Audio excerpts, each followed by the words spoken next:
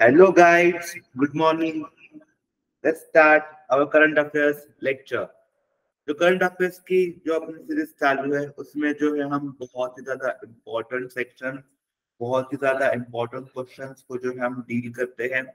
जो जो सवाल आपके लिए इम्पोर्टेंट है या फिर एग्जाम पर्सपेक्टिव से आपको करना जरूरी है, उन सभी सवालों के जो जवाब है, जो सभी सवालों की जो अपडेट है, वो जो है हम आपके लिए लेके आते हैं।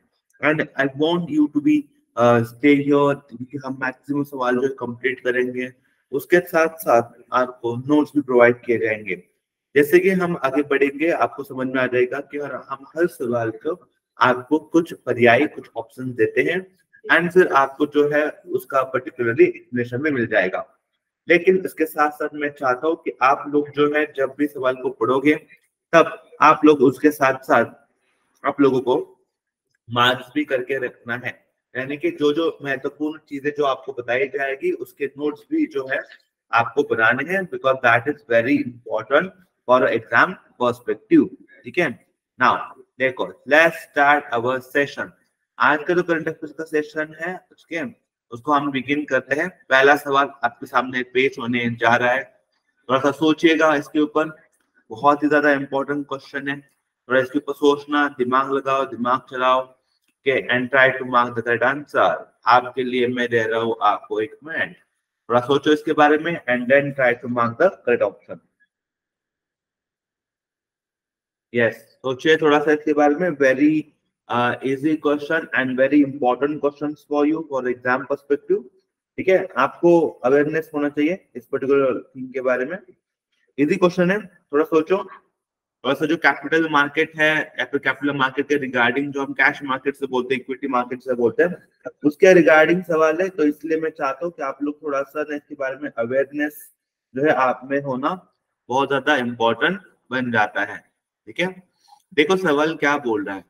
सवाल बोल रहा है, ठीक है, कौन सी वो एंटिटी है जिसने प्रपोज किया है फेज वाइज ट्रांजिशंस, ठीक है, phase wise transition to instant settlement of trades in equity cash market. अब सबको पता होगा कि जब आप इक्विटी कैश मार्केट में फ्लो करते हो, जब इक्विटी कैश मार्केट में जब आप ट्रेड करते हो, तो इक्विटी कैश मार्केट में आपको जो सेटलमेंट टाइम होता है जैसे T+2 का होता है, most of people aware about it. ठीक है, लेकिन अभी ना देखो क्या हुआ है, there are certain changes has been introduced. ठीक है, और ये जो मार्केट का इसका भी देखो, ये क्या है, सिडबी क्या है, small industrial development bank of India. तो सिडबी तो नॉट दैट मच कि वो इस सारी चीज में नहीं पड़ेगा सिडबी। तो सिडबी तो ऑब्वियसली आपका आंसर नहीं होगा। ठीक है, आरबीआई रेगुलेट करता है बट नॉट, देखो नाबार्ड है, नाबार्ड में भी इक्विटी मार्केट नहीं आएगा। तो even this option get written. Now there will be have a SEBI, security exchange board of India and RBI. अगर आप इन दोनों में सोचोगे तो इन दोनों में जो है आपका सेबी एक ऑर्गेनाइजेशन है जो सिक्योरिटी बोर्ड एक्सचेंज के ऊपर काम करता है, या फिर जो भी चेंजेस आप लोग देखते हो इन आपके ट्रांजेक्शन मार्केट में, आपके इक्विटी मार्केट में, सेटलमेंट में, तो वहां पर जो है आपका सेबी बहुत ही ज्यादा इंपॉर्टेंट रोल प्ले आउट करता है। इसलिए मैंने इस पर्टिकुलर टॉपिक को लेके आपके लिए कुछ इंपॉर्टेंट चीजें बनाई हैं। देखो, यहाँ पे क्या है ना, the optional T+0 settlement cycle for a trades till 1:30 p.m. may be introduced in the first phase, with the settlement of a funds and security to be completed on the same day by 4:30 p.m.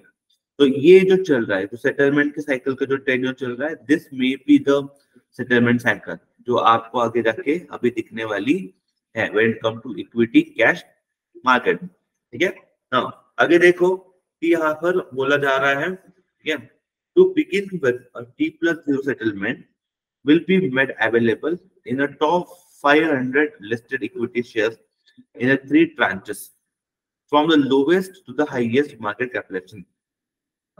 The second phase की जैसे हम बात कर रहे हैं, the second phase is an optional immediate trade by trade settlement, immediate trade by trade settlement, which will be carried out for a trade till 3:30 a.m. 3:30 p.m.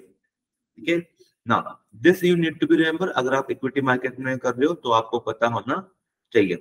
इससे क्या benefit होगा या फिर इससे लाभ क्या है? ये जो ट्रेड इसका हम बातचीत कर रहे हैं, इससे लाभ क्या है? ठीक है, so this move will enable a faster payout of securities and funds to investors, and this will improve the overall market efficiency and enhance the overall risk management of clearing corporation. Okay, this will enhance the overall risk management of a clearing operation. It also improve the overall market efficiency, which is very much important. Okay, this is the payout, the securities and the funds as well.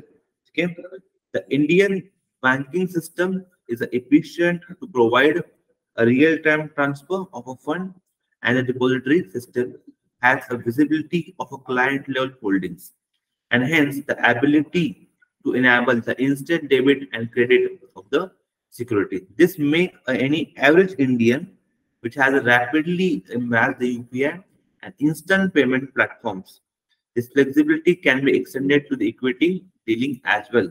And ये जो facility है जो Indian bank आपको provide करती है, ये अगर आपको इक्विटी में भी इंडियन बैंक जो प्रोवाइड कर सकते हैं, इसके कारण क्या होगा? मेजोरिटी जो ट्रेड है वो होगा, लोगों का जो भरोसा है इन मार्केट, वो भरोसा भी बढ़ेगा और लोग बड़े आराम से, बड़े फोकस तरीके से जो है इन सब चीजों से डील कर सकेंगे. And I believe it, this will ultimately help us to grow in the very high marketly in our country.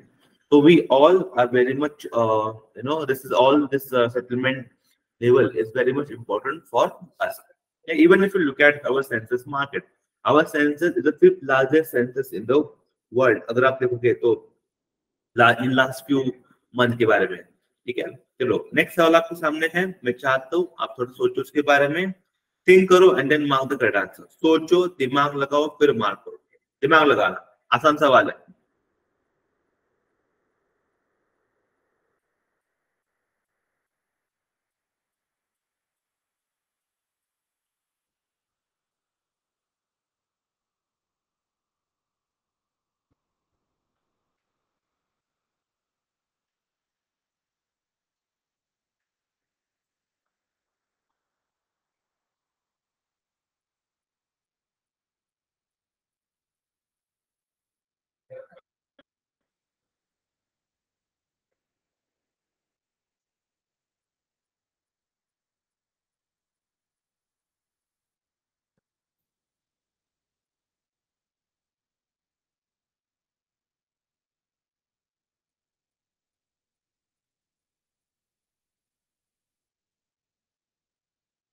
Okay, चलो आई होप कि आप लोगों ने इसके बारे में सोचा है.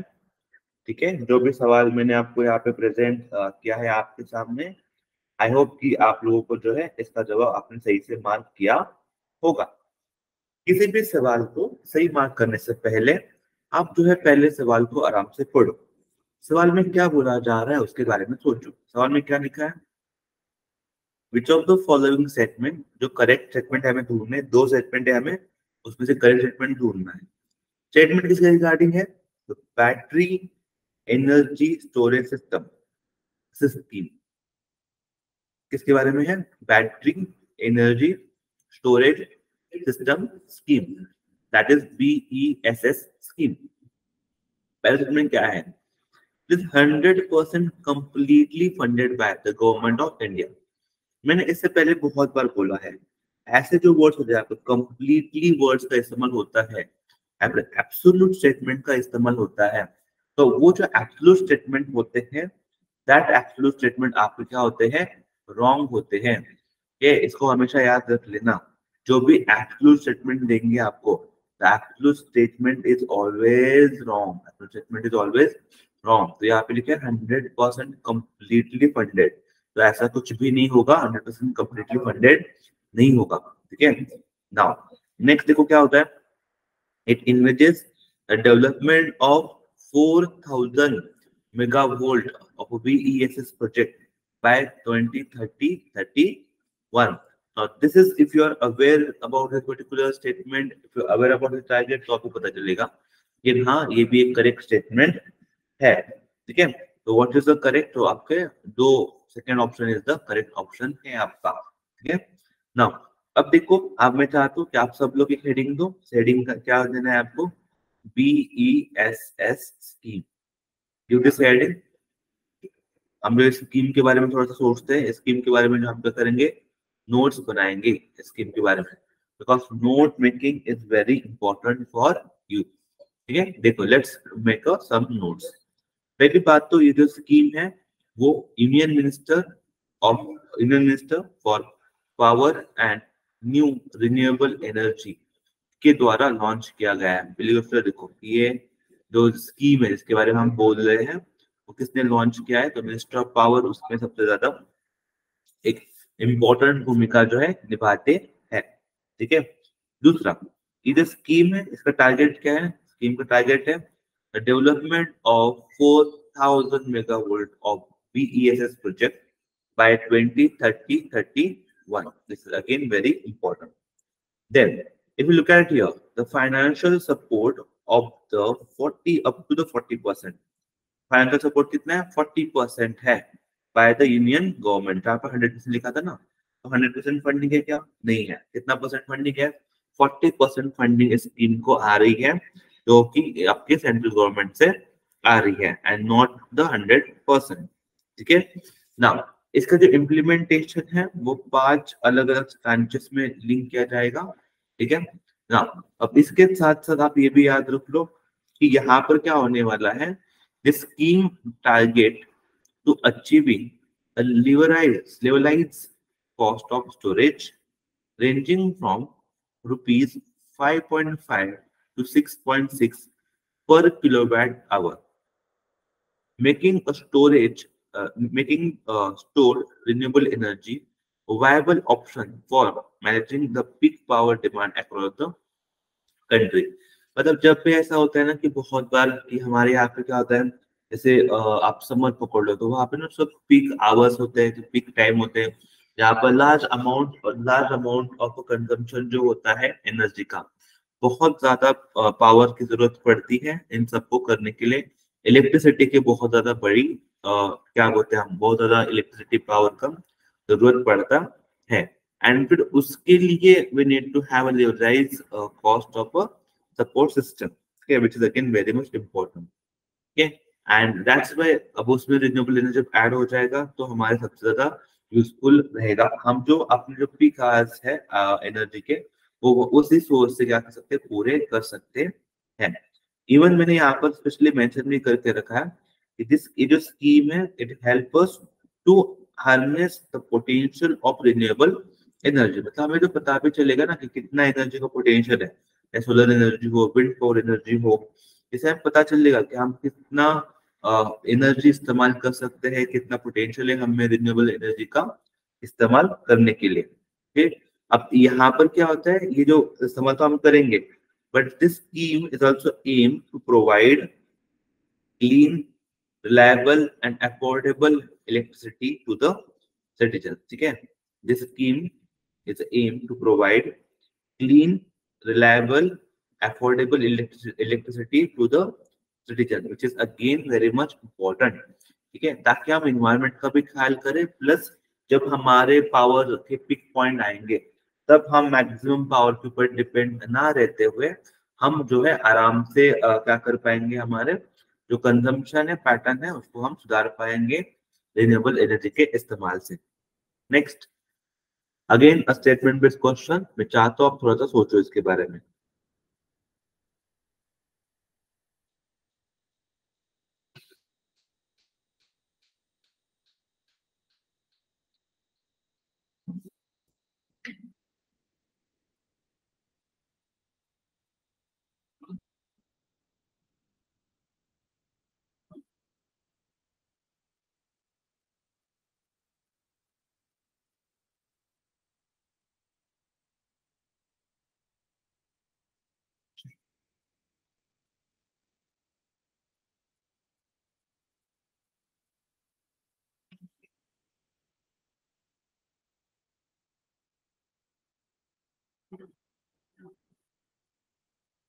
यस, आई होप कि आप लोग जो है अवेयर हो इस पर्टिकुलर डेवलपमेंट के बारे में।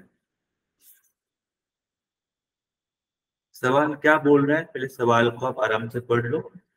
सवाल बोल रहा है कि जो यूनेस्को एशिया पैसिफिक अवार्ड्स है फॉर कल्चरल हेरिटेज कंजर्वेशन, ये यूनेस्को एशिया पैसिफिक अवार्ड्स है फॉर कल्चरल हेरिटेज कंजर्वेशन के लिए, उसके रिगार्डिंग एक दो सवाल आपके सामने पेश है, दो ऑप्शन आपके सामने पेश है और आपको इनमें से जो है करेक्ट स्टेटमेंट को ढूंढना है। पहला है, देखो क्या स्टेटमेंट है, it is awarded for achievements of public private initiatives in conserving the places of a heritage value. अब ये स्टेटमेंट ना बहुत ज्यादा जनरल स्टेटमेंट प्रतीत होता है, बहुत ज्यादा जनरल है, इसमें कुछ फैक्ट नहीं है। आपको सबको पता होगा कि यूनेस्को जो कल्चरल हेरिटेज कंजर्वेशन प्रोग्राम चलाता है उसका मेन बेस ही है जो हेरिटेज साइट्स है उनको क्या करना है, कंजर्व करना है। तो अगर उस एंगल से अगर आप देखोगे तो ये ट्रूथ है एंड फर्स्ट स्टेटमेंट आपका सही साबित होता है, it's a very true statement. ठीक है ना, सेकंड देखो क्या लिखा है, India Rambagh get in Amritsar received the award of excellence in 2023। हाँ, अब इसके बारे में आपको पता होना जरूरी है, जो कि आपको न्यूज़पेपर से पता चल जाएगा। ठीक है, और अगर आपको अवेयर नहीं हो, let me tell you, yes this is also a correct statement. तो आपके दोनों भी स्टेटमेंट जो यहाँ पर है, दोनों के दोनों स्टेटमेंट के आपके सही स्टेटमेंट है।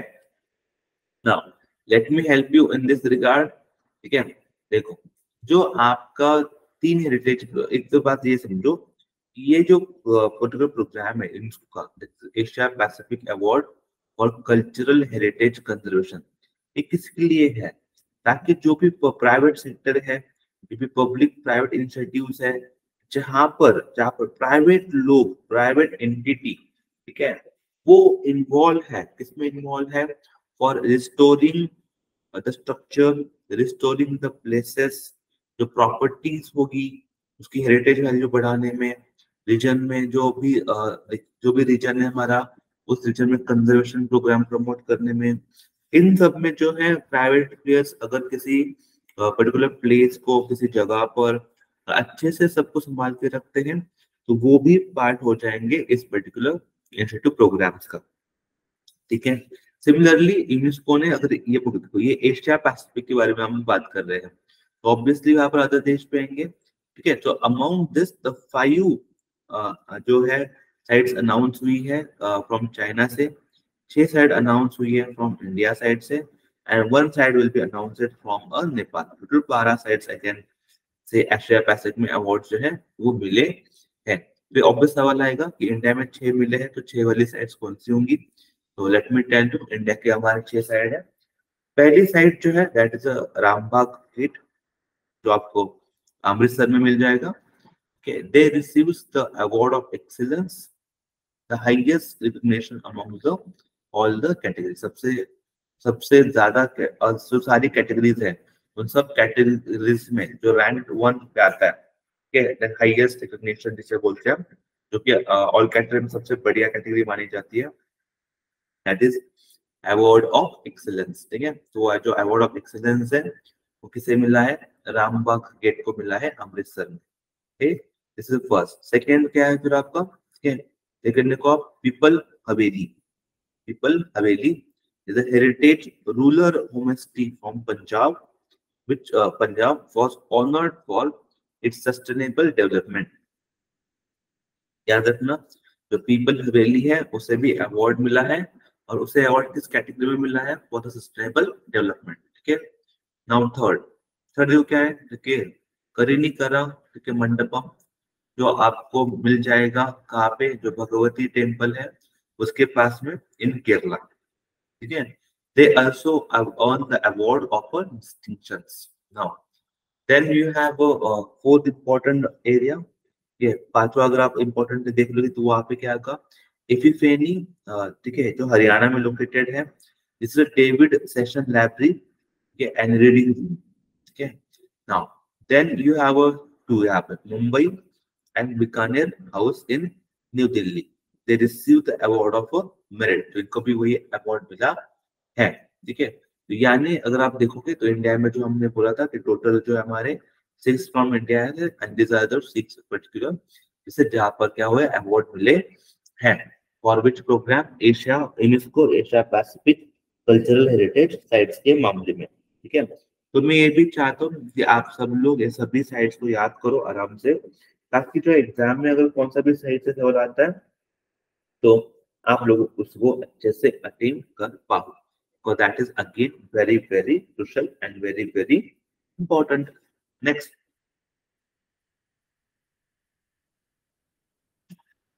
थोड़ा सोचो इसके बारे में।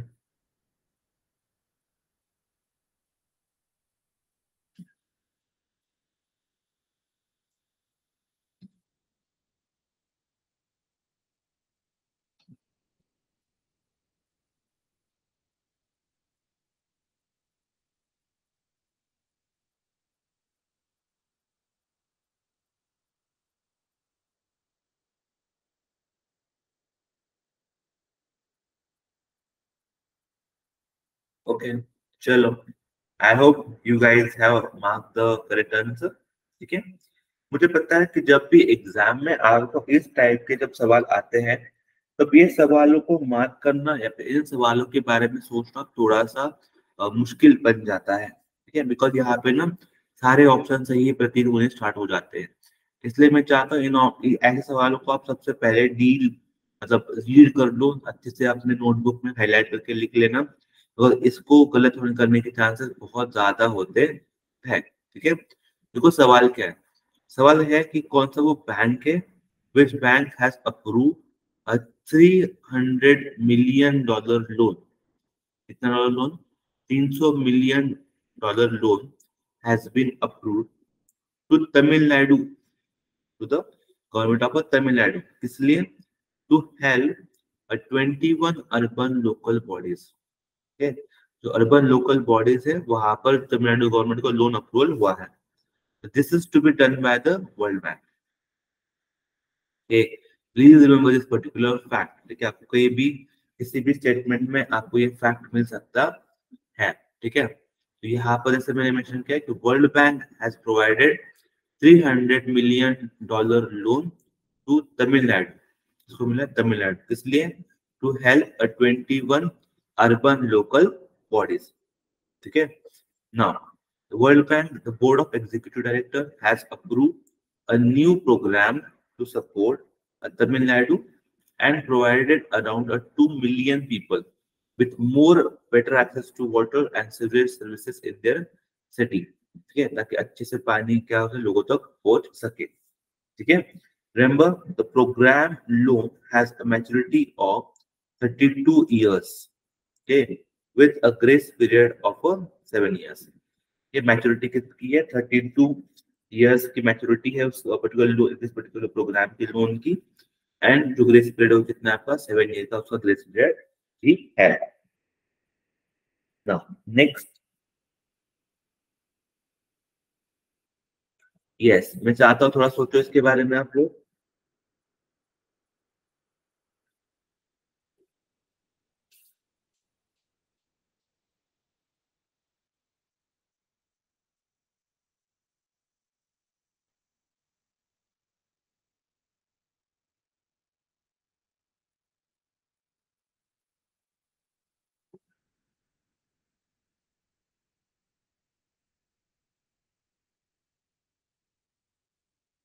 यस, आई होप कि आप लोगों ने सवाल जो है आपका आराम से रीड किया होगा। ठीक है, यहाँ पर हम बात किसकी कर रहे हैं? यहाँ पर हम बात कर रहे हैं प्रोजेक्ट प्रयास के बारे में।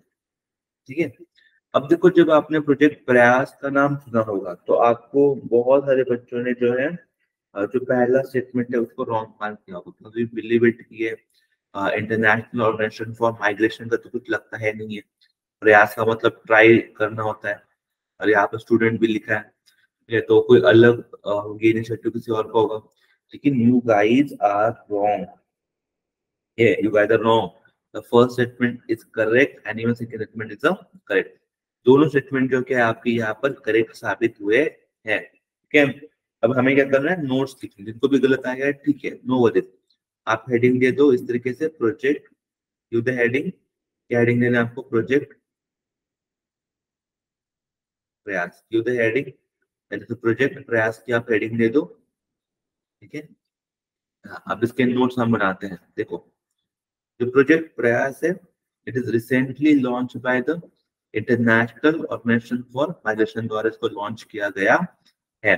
अब इस प्रोजेक्ट प्रयास का ना आप नाम देखो क्या है, is promoting regular assisted migration for youth and skilled professional. This is meant by the प्रयास। ठीक है, तो please write down this particular full form. जो फुल फॉर्म यहाँ पे लिखा है प्रोजेक्ट प्रयास का, मैं चाहता हूँ आप सब लोग भी इसको क्या करो, मार्क करो, because again very important for your exam. ठीक है, this was a launch in partnership with ministry of external affairs. यहाँ पे पार्टनर कौन है आपका, मिनिस्ट्री ऑफ एक्सटर्नल अफेयर्स कौन है, इसके पार्टनरशिप में खड़े हुए हैं। ठीक है, it is one of the first attempt to consolidate all state level initiatives for safe, orderly and well managed international migrations. What is the aim? देखो aim क्या है इसका, aim is to undertake the study and capturing the key migration trends, the need and the aspiration of migrants, the major international migration and mobility initiatives taken by the Union, as well as the state government, sharing the analysis with the minister. This is again helpful for us because बच्चे किसके लिए travel कर रहे हैं, एक country से दूसरे country में क्यों ट्रैवल कर रहे हैं, उनका मेन कोर मकसद क्या है ट्रैवलिंग का, डेस्टिनेशन क्या है, उनके सेफ्टी मेजर्स क्या क्या ले सकते हैं, इन सब के बारे में जो है आपको इस पर्टिकुलर रिपोर्ट के अंतर्गत, इस पर्टिकुलर इनिशिएटिव के अंतर्गत जो है पता चल जाएगा। ठीक है ना, अब जो IMO जो है, इंटरनेशनल ऑर्गेनाइजेशन फॉर माइग्रेशन, इसके बारे में थोड़ा देख लेते हैं। तो इसकी जो एस्टैब्लिशमेंट है, वो एस्टैब्लिशमेंट 1951 की है। ठीक है, this is one United nation agency which are dedicated to promoting human and orderly migration. ठीक है, this is the one entity, this is the one dedicated to promoting human and orderly migration के लिए। ठीक है, IMO defines a term migrant, या फिर term migrant है, इसका मतलब क्या है देखो, a person who move away from his or her place of usual residence, whether it's within a country or across the international border, either for temporary period or permanently, for the varieties of a reason. That is basically meant by the migrant. तो कोई भी ऐसा बंदा है फिर बंदी है जो जहां पर रहता है उस लोकेशन को छोड़ के, अगर वो देश के अंदर भी या फिर देश के बाहर भी माइग्रेट करता है, चाहे वो टेम्पररी पीरियड के लिए बाहर निकल जाए या फिर परमानेंटली बाहर निकल जाए, उस बंदे को हम माइग्रेंट की बोलते हैं, और उनके राइट सिक्योर करना बहुत ज्यादा इंपॉर्टेंट बन जाता है। ठीक, तो IOM है यहाँ, इसका देखो अब करेंटली 172 मेंबर स्टेट इसके हैं IOM के, एंड यहाँ पे 8 स्टेट है जो ऑब्जर्वर स्टेटस होल्ड करते हैं, बट रिमेंबर हमारा प्यारा भारत क्या है, मेंबर है। दैट्स व्हाई इसको पढ़ना हमारे लिए बहुत ज्यादा इंपॉर्टेंट है, because India is one of the member of the IOM। ठीक है, नाउ सेकंड आता है important, where is the headquarter. Headquarter आपको मिलेगा Geneva Switzerland. You will get the headquarter कहाँ पे, जो जिनीवा स्विट्जरलैंड है वहां पर आपको हेडक्वार्टर मिल जाएगा IOM का, which is again very much important। ठीक है, next.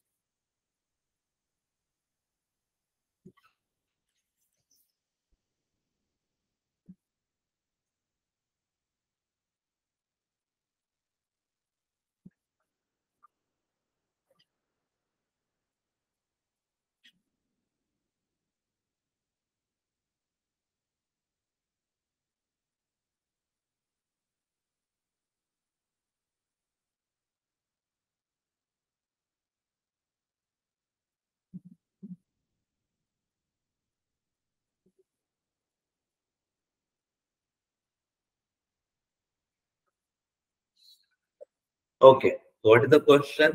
What is Brahma 2D, which was recently in news? ठीक है, अब बहुत लोगों ने इसको पढ़ा होगा। लेट मी आंसर यू क्या है। This is one of the mathematical model,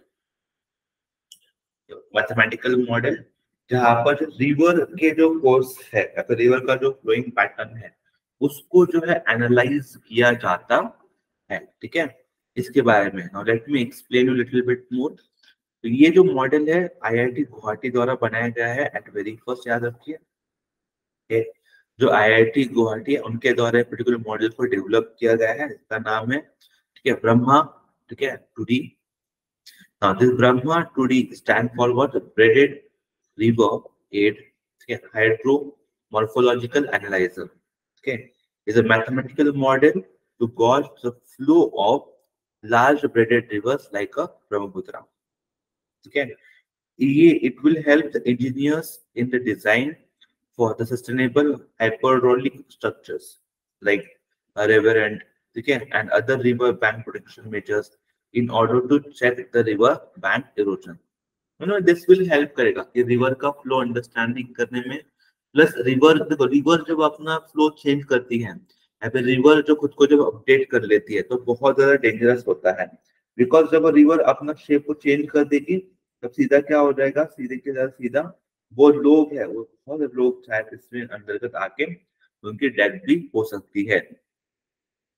इसलिए अगर आप देखोगे भी ना तो आईआईटी ने जो डेवलप किया है, ठीक है, तो वो IIT Guwahati development collaboration with the Brahmaputra board under the ministry of जल शक्ति, which is very important in order to study the things, ठीक है। नाउ नेक्स्ट इजी क्वेश्चन, ये तो कर सकते हो आप लोग पहली बार तो।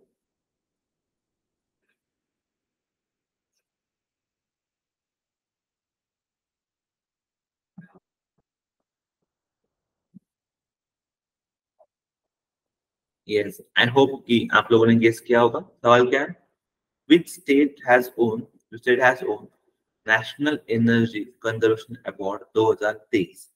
तो अगर आपने सोचा होगा वेस्ट बंगाल तो आपने गलत सोचा है, अगर आपने सोचा होगा महाराष्ट्र तो भी आपने गलत सोचा है। What is the correct? Correct is the Karnataka. तो the correct answer Karnataka is the correct answer, ठीक है। तो रिमेंबर ये जो पर्टिकुलर अवार्ड है, ठीक है, ये जो पर्टिकुलर अवार्ड है कौन सा?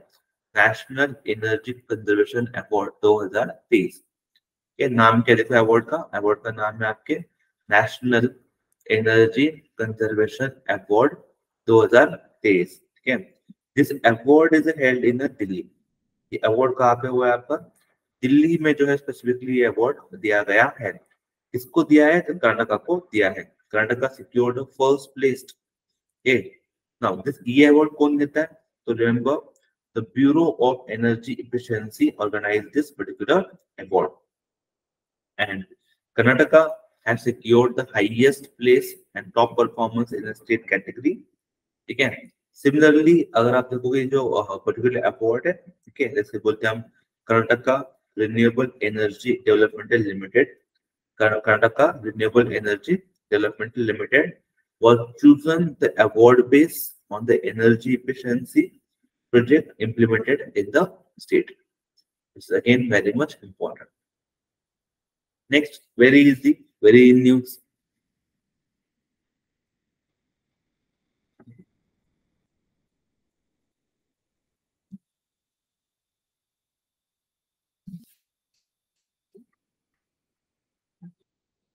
ओके, चलो बहुत सारे बच्चे ऐसे होंगे जिन्होंने जो है पहली बार ये नाम सुना होगा, ठीक है, तो उनके लिए लेट मी टेल यू। पहली बात तो ये याद रख लो कि Rabindranath Tagore literacy prize award दिया गया है और उसका कौन सा एडिशन था? 6th एडिशन था। इनको दिया गया है तो पोएट सुप्रीत पॉल कुमार, ठीक है। और इनसे किस किताब के लिए दिया गया है? तो remember the salt and paper, इस पर्टिकुलर किताब के लिए उनको अवार्ड दिया गया है। तो आपको जो है मेरे साथ नोट बनानी है इसकी, ठीक है।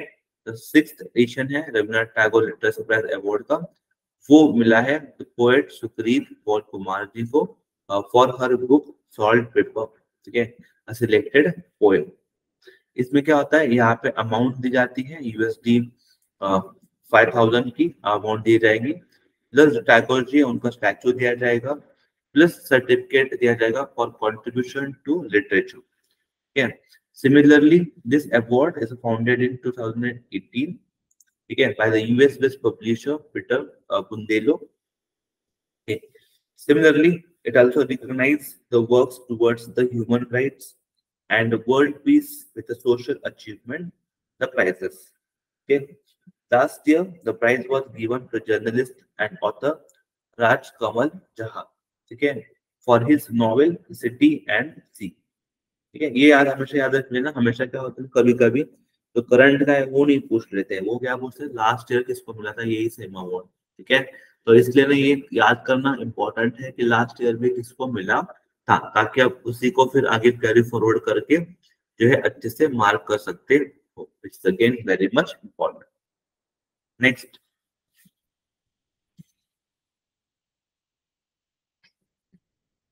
यहाँ पे थोड़ा सा कॉन्सेंट्रेट कर लेना। यहाँ पर 2022 पूछ रहा है।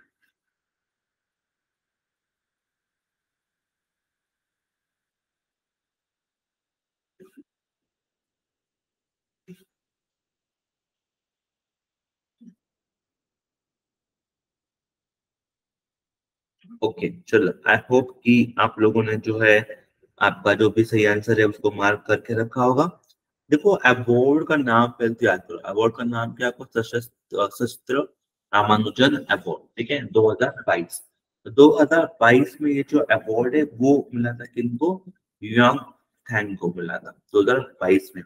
और अगर मैं बात करूँ 2023 की, तो 2023 में ये अवार्ड किसको मिला है, इसको मिला है रुक्षिता झा को मिला 2023 में। ठीक है, इसलिए मैंने कहा था आपको थोड़ा सा अच्छे से इसको प्रिपेयर कर लेना। ठीक है, थैंक जो है उसको ये अवार्ड मिला है 2022 में, एंड ऋषिकेश थैंक को ये अवार्ड मिला है 2023 में। इसलिए मैंने बोला है कि आपको ना वो बहुत बार फंसाते हैं, इसलिए अब तो क्या बोलते हैं लास्ट ईयर का दे देते हैं, लास्ट ईयर किसको मिला था इस साल का नहीं पूछते हैं। और लेकिन हम क्या होते हैं ना, बहुत ज्यादा गड़बड़ी में होते हैं तो हम एग्जाम में मार करके आ जाते हैं। लेकिन संयम की भी परीक्षा होती है, संयम रखना ही उतना ही ज्यादा इम्पोर्टेंट है। ठीक है ना, देखो अब ये जो अवार्ड है कि इसकी स्टार्टिंग हुई थी 2005 से। इसमें जो कैश प्राइज दिया जाता है $10,000 का। ठीक है, प्लस यहाँ पर एक बहुत ही इम्पोर्टेंट मार्क है इस अवार्ड का, ये अवार्ड एक इंडिविजुअल को दिया जाता है जिसका एज कितना होगा, 32 या फिर उसके बिलो। अगर आपका एज 32 से ज्यादा है तो ये अवार्ड आपको कभी भी नहीं मिलेगा। ठीक, वाई, बिकॉज अगर लिखोगे तो award is presented on the birthday of Ramanujan. Ramanujan सबको पता है, तो इसे क्या बोलते हैं हम, the man who knows the infinity. ठीक है, आपके लिए क्या करना है, you have to made outstanding contribution in the field of mathematics in order to get this particular award. Okay, अगर आप देखोगे मैथमेटिक्स की जो दुनिया है वहाँ का सबसे बड़ा अवार्ड है ये one of the top most award in the mathematics world में। नेक्स्ट,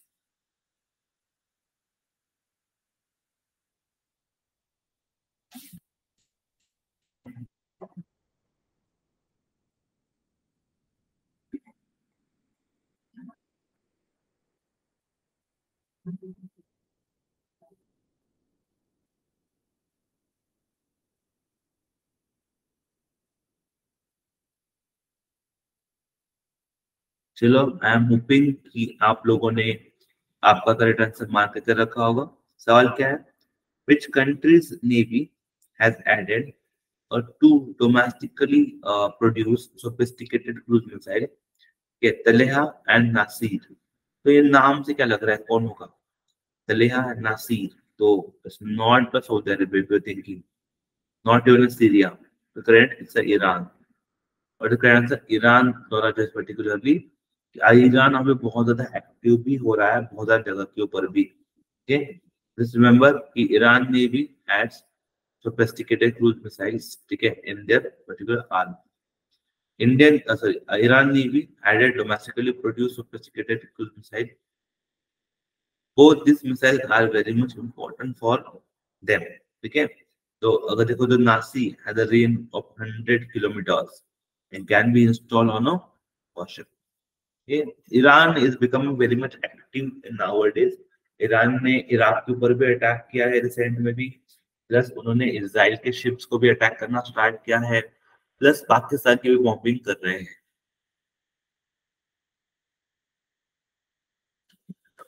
इसलिए क्या हो जाता है, ईरान के फिर मतलब खुद को भी ईरान इतना ज्यादा डेवलप क्या कर रहा है, अगर आप रिसेंट डेज में भी देखोगे तो।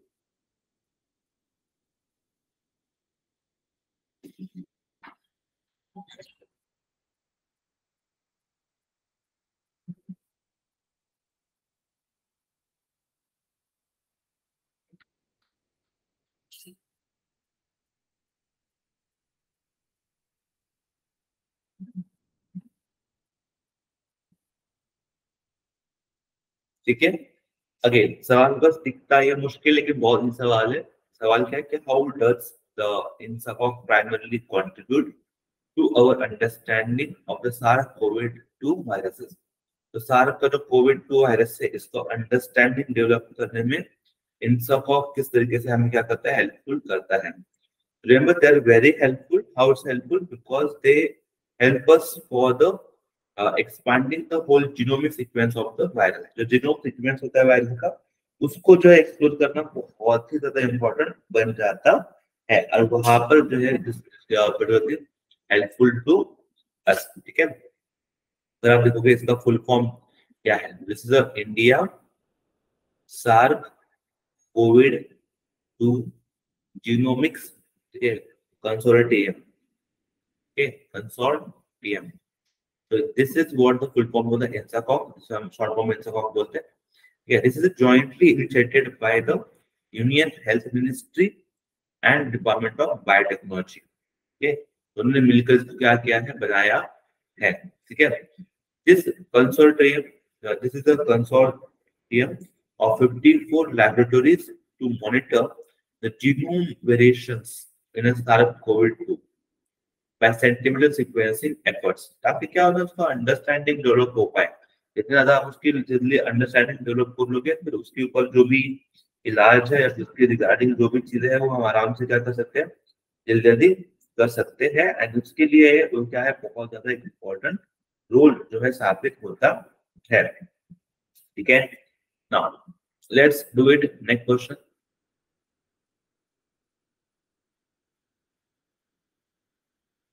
Very important. चाहता हूँ आप सोचो इसके बारे में थोड़ा सा।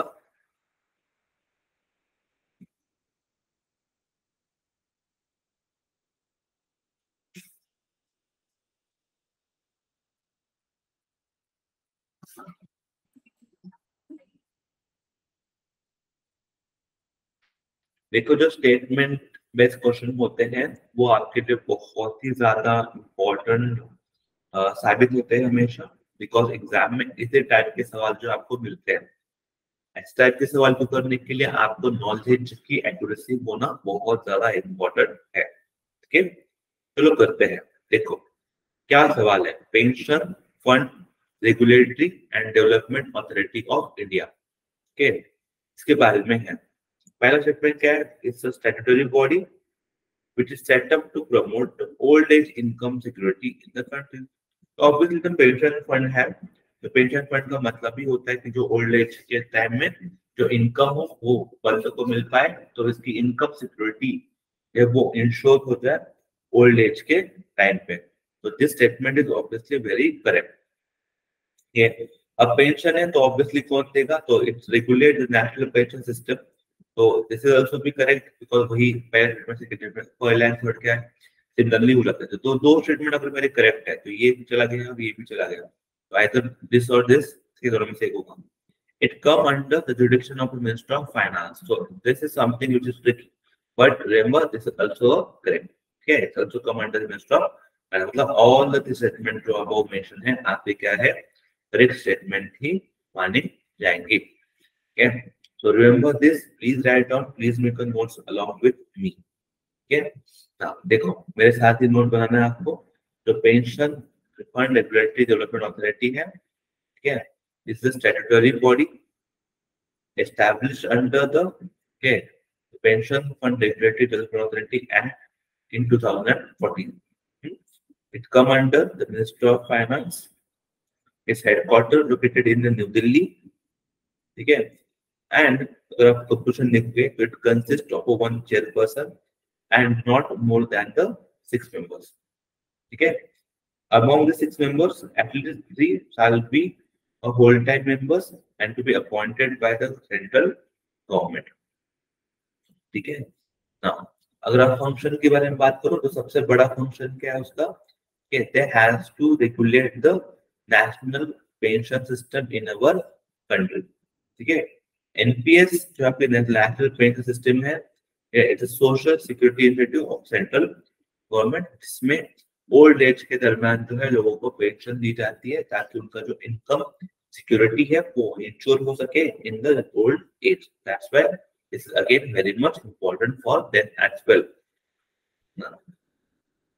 नेक्स्ट क्वेश्चन, इसमें मैंने स्पेसिफिकली आपको एनपीएस के बारे में बता के रखा है. ठीक है, एनपीएस के बारे में देखोगे आप लोग, NPS is a mandatorily applicable to central government employees. This is again very much important. National payment system में आपका ऐसा mandatorily applicable to central government employees, including the central autonomous bodies. But इसमें एक एक्सेप्शन आ जाता है, that is armed forces. ठीक है, especially those are recruited on or after 1/1/2004. It's based on a unique permanent retirement account number से प्राण बोलते हैं. इसे बोलते हैं प्राण, which is allocated to every subscriber. ठीक है, ये जो पर्टिकुलर सिस्टम है आपकी एनपी सिस्टम, एक सिस्टम किस तरीके चलती है वो भी समझ लो, नेशनल पेमेंट किस तरीके से चलती है वो भी समझ लो. Is encourage people invest in a pension account at regular interval during the course of their employment. After retirement the subscriber can take out a certain percentage of the corpus. As an NPS account holder, people will receive the remaining amount as a monthly pension after their retirement. मतलब वो ये जो आप काम कर रहे हो तभी कंट्रीब्यूट करो, फिर बाद में जाके आप क्या करोगे, आराम से उसी पैसे का क्या कर सकते हो, इस्तेमाल कर सकते हो. ठीक है ना? इसके लिए आपको एक प्राण नंबर मिलता है अलोकेटेड और एक प्राण परमानेंट रिटायरमेंट अकाउंट नंबर. ठीक है, this scheme is a portable across the job and location with tax benefit under the scheme under section 80C and section 80CCD. Okay, तो tax benefit भी आपको इसके अंतर्गत मिल जाता है. Again, very important segment based question. Please look into it.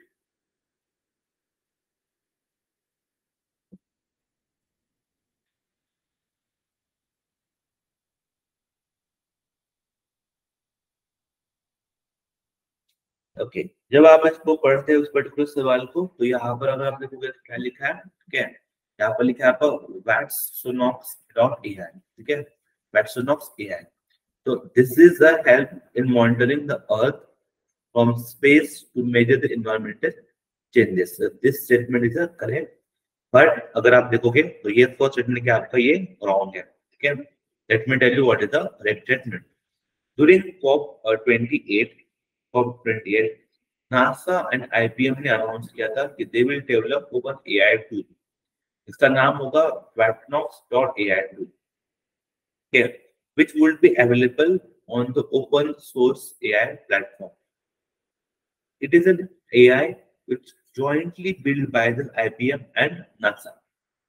This helps to monitor the Earth from space, which is most importantly measure the environmental changes that have already been happened, while also making a prediction about the future. ताकि हम बाहर से check कर पाए कि अर्थ किस तरीके से चेंज हो रही है, अर्थ में एनवायरनमेंट किस तरीके से चेंज हो पा रहा है, फिर उससे जो है हमें हेल्पफुल हो जाएगा किस तरीके से हम क्या कर सकते हैं, आगे बढ़ सकते हैं, आगे का हमारा फ्यूचर प्लानिंग जो है वो क्या होगा. ओके, नेक्स्ट सोचो थोड़ा सा, अगेन न्यूज में था ये भी.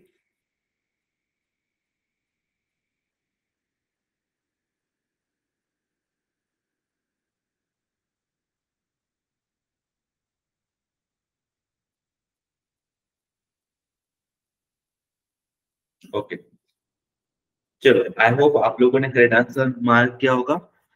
सवाल क्या है, which of the following countries will leave OPEC group with effect from January 1st, 2024. So remember, this is one country called as Angola. Okay, Angola. Most of people not aware about the country. I know it, but still you need to remember, Angola is leaving the OPEC. Okay, which will be effective from 1st Jan 2024. After exit from Ecuador, Ecuador has exit from OPEC group in 2020, and Qatar also exit from the group in 2019. Okay. Angola, which joined OPEC in 2007, and they're leaving it in 2024. Okay. Now, what is the OPEC? OPEC is an organization for petroleum exporting countries, जो भी countries of petroleum को export करता है. This organization was founded in 1960. अगर आप देखोगे इसके founding member कौन कौन है? Saudi Arabia, Kuwait, Venezuela, Iran, Iraq, they are the founded members. ठीक है. Angola joined the group in 2007. ठीक है. इसके बारे में मैंने और भी आपको डिटेल में समझाया है, जो ओपेक के बारे में है. ठीक है. कतर ने छोड़ा था 2019 को. ठीक है. ओपेक को इक्वेडर ने छोड़ा था 2020 को. ठीक है. अब ये लिविंग कंट्री मतलब लेफ्ट ओपेक वाली, किसने ज्वाइन किया है ओपेक को? तो some small producer have also joined the OPEC in recent years. इसमें सबसे ज्यादा पहला कौन है? देखो, Equatorial Guinea become full members in 2017. Gabon rejoin in 2016, plus Congo become full member in 2018. तो ज्वाइन भी कर रहे हैं एंड लिविंग भी कर रहे हैं because of the various issue के कारण. ओपेक क्या करता है कि जो भी ऑयल एक्सपोर्टिंग कंट्री उनको एक साथ लेके आता है, and they focus to coordinate and unify the petroleum policy of its member countries. इसका देखोगे तो करंटली टोटल आपको 13 मेंबर मिल जाएंगे करंट में आपको उसको ओपेक में, प्लस इसका हेडक्वार्टर आपको ऑस्ट्रिया में मिल जाएगा. तो Austria is not OPEC country, but still आपको हेडक्वार्टर ओपेक वहां पर ही मिल जाएगा.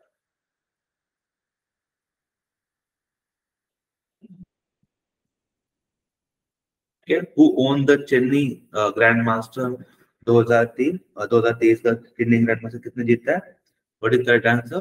Okay, Domoraju Shah. Okay, so that is the correct answer. Okay, जो Domoraju Kesh है, he has won a title of Chennai Grandmaster 2023. ठीक है. Both Arjun and Yashas scored 4.5 out of the 7 in their competitions. ठीक है. Now, yes, so we have completed a total of 15 number of questions today. Okay, all these questions are very much important for your exam point of view. Okay, I am just stopping here for it. Okay, thank you so much, guys, for your support. Okay, do like the lecture, do share it. Thank you so much.